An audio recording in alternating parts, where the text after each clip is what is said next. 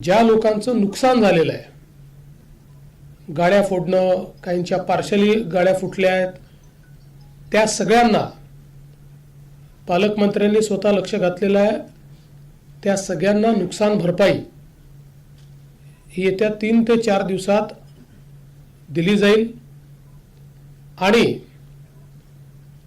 आता जो काही आपण काही निर्बंध घातलेले आहेत, त्या निर्बंधांमुळे थोडं जनजीवनावर परिणाम होतोय, व्यापारावरही परिणाम होतोय. त्यामुळे ते लवकरात लवकर त्यात शिथिलता आणावी अशा प्रकारचा प्रयत्न आहे. पण त्याच वेळी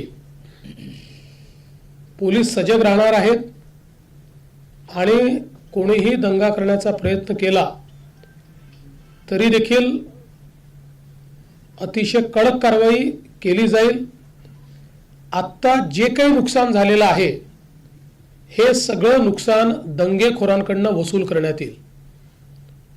त्याची सगळी किंमत काढली जाईल आणि ते दंगेखोरांकडून वसूल केलं जाईल. आणि दंगेखोरांनी ते पैसे भरले नाहीत तर त्यांची प्रॉपर्टी विकली जाईल.